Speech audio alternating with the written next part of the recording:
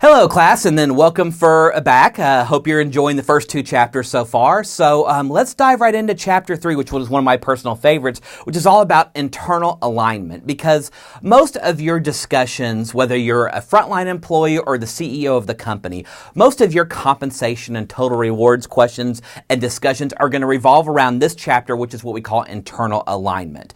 Or basically, in other words, you'll hear all the time is equity. So basically, how do we compare to each other within the same organization? So for example, here at OSU, if we have an administrative assistant who works in our athletics department, he or she will have a certain hourly wage and will have certain benefits. How does that compare to the administrative assistant who works over in the College of Business or in the student union or in facilities management?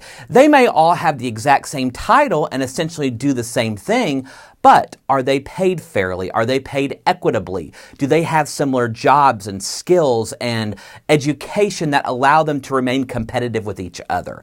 And those are the types of things that we're going to talk about here in this chapter and subsequent chapters, is about that internal equity, because it's where most employees, if they become unhappy in these areas, this is the area they usually go to first, that I'm not paid equitably or I'm not paid fairly. You may have heard that a lot in, just either on TV or in the movies, or even watching, the news about companies about saying, I'm not treated fairly as an employee. Well, it all usually starts right in this area that we're going to dive into pretty deeply.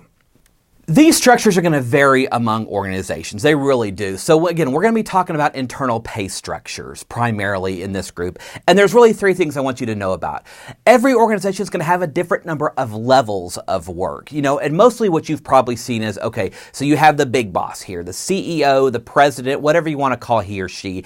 And then there's different levels below. Here's the vice presidents. And then here are all the directors of the organization. And then all your managers and supervisors kind of in the middle. And then maybe your leads and kind of more advanced people, and then more of your entry-level or frontline employees. Those are all the different levels of an organization. And again, there's no right or wrong answer about what different levels you should have, but most importantly is this is something that companies don't spend enough time really focusing on to make sure they get it right. What is the different levels of work, and what is the difference between a director and a manager? They both oversee employees. They have ability to make decisions. So what really makes them different? Compensation and total rewards is what answers that question.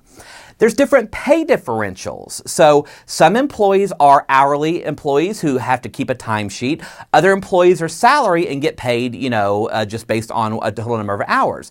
It kind of depends on whatever the organization wants to set it up.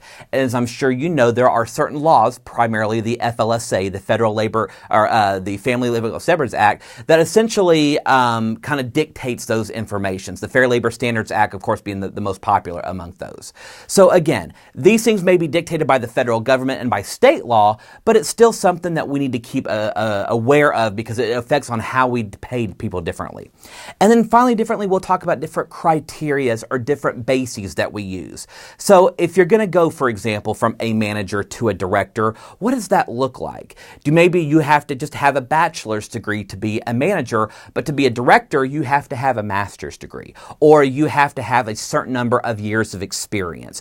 All of those, again, are determined through job descriptions, which I'm sure most of you have either seen or been a part or had one before.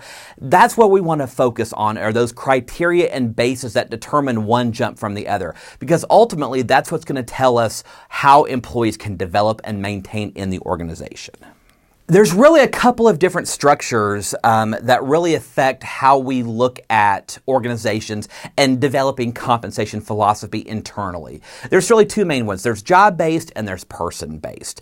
When you're thinking about grouping individuals, under different job titles or different ways to assess talent, if you will, if you're doing it by job-based, you're focusing on the tasks and behaviors and the responsibilities. So does everybody who's in this job group, they all have to know how to use a computer. They all have to know how to be able to write an email. They all need to be able to know how to send a fax, for example. Conversely, they all need to have good customer service. They all need to be able to know how to transfer a call from one person to another. All of those things are related to the actual tasks or jobs of an individual job. That's what we call a job-based structure. Conversely, and what probably a lot of you have probably seen before are things called person-based structures, where we're focusing on things like knowledge, skills, and competencies. Let's be honest, most of you are probably, either in your undergraduate or graduate program because you're trying to make yourself more marketable. You want to develop more skills, more managerial skills, more personal skills that when you go to interview for jobs are going to make you more marketable, will show employers that you have value, that you have a certain skill level that they find highly desirable. Because again, we can always teach somebody how to send an email. We can teach somebody how to answer a phone call. What we can't teach them is their passion, their drive, their enthusiasm about doing the work. That's all self-motivated. But those are the skills that employers want to see developed. So a lot of times in these internal equities, even in external as well, we're focusing on the person. What is the person trying to develop? What are they trying to learn? And that's where we want to focus initially. Thank you so much. I hope you've kind of enjoyed Chapter 3. We're really starting to take off now and trying to help you really learn all about what it means to develop internally so that you can prepare to develop externally. So again, the first 3 chapters have kind of been devoted to that. But let's move into Chapter 4 to kind of talk more about how we can continue this conversation.